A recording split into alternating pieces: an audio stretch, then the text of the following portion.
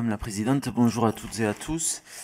Le groupe Les Républicains a choisi d'inscrire à l'ordre du jour une proposition de loi visant à soutenir le fonctionnement des services départementaux d'incendie et de secours et à valoriser la profession de sapeur-pompier professionnel et l'engagement de sapeurs-pompiers volontaires. Ce texte est l'aboutissement d'un long travail mené avec plusieurs de mes collègues et je tiens à saluer notamment Valérie Lacroute, ici présente ce matin, qui m'a accompagné tout au long de ce travail en assistant à l'ensemble des auditions que nous avons organisées et même en tenant des auditions auxquelles moi-même je n'ai pas pu participer. Avec cette proposition de loi, nous souhaitons alerter sur une situation grave et urgente et proposer des solutions.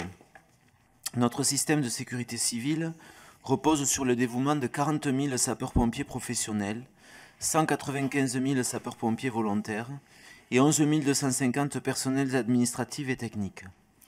Je rappellerai un chiffre.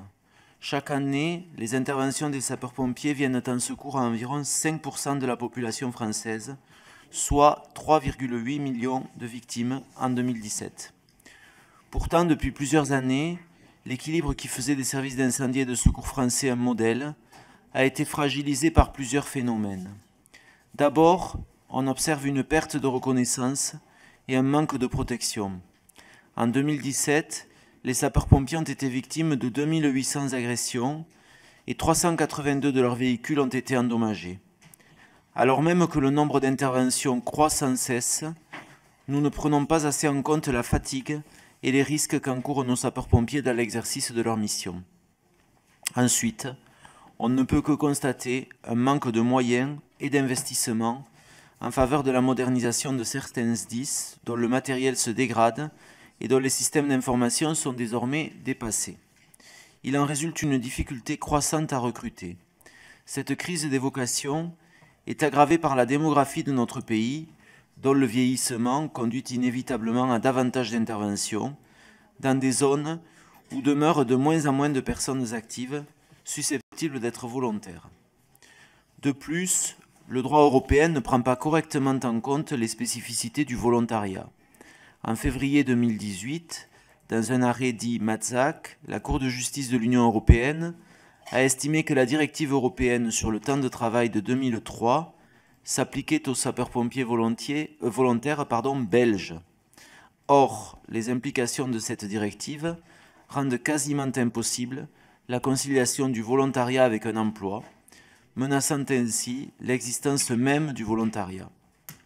Il est urgent que le gouvernement intervienne, même si l'on a bien compris qu'il est difficile pour la France de demander la renégociation d'une directive dont elle a été à l'initiative. Mais la France n'est pas la seule dans cette situation. En Europe, 2,2 millions de sapeurs-pompiers ont un statut comparable à celui des sapeurs-pompiers volontaires et en Allemagne, 94% des sapeurs-pompiers sont des volontaires. Il est donc indispensable d'engager de toute urgence une initiative européenne sur ce point. Le défi qui se présente à nous est prioritaire, car il en va de la sécurité de nos concitoyens et de l'égalité entre les territoires. Dans ce domaine, plus que dans tout autre, le maillage territorial se doit d'être le plus fin possible. Il s'agit aussi, par la garantie de la présence des secours de proximité, de préserver nos territoires ruraux, leur attractivité et leur activité économique. Le gouvernement annonce des rapports et des groupes de réflexion, mais la mise en œuvre des propositions est sans cesse reportée. Comme le disait Clémenceau, si vous voulez enterrer un problème, nommez une commission. Il ne faut pas que ce soit la stratégie du gouvernement. Il est donc urgent d'agir pour répondre à l'inquiétude de nos sapeurs-pompiers et obtenir de nouvelles avancées au-delà des divergences politiques. La volonté qui sous-tend ce texte est d'améliorer le quotidien des personnes qui, chaque jour, risquent leur vie pour sauver celle des autres. La présente proposition de loi est donc composée de 14 articles visant, premièrement, à accroître l'attractivité du volontariat en accompagnant les entreprises qui emploient des sapeurs-pompiers volontaires, en soutenant la formation et en permettant à davantage d'étudiants d'effectuer des stages au sein des SDIS pour susciter les vocations. Deuxièmement, elle vise à protéger et à soutenir les sapeurs-pompiers professionnels et volontaires aussi bien en matière de protection sociale, en réduisant leur durée de cotisation, qu'en matière de sécurité, en renforçant les sanctions pour les outrages. Troisièmement, elle tente à faciliter la modernisation des SDIS pour améliorer les conditions de travail des sapeurs-pompiers professionnels en particulier, par la mutualisation des systèmes d'information et la mise en œuvre du numéro unique d'urgence.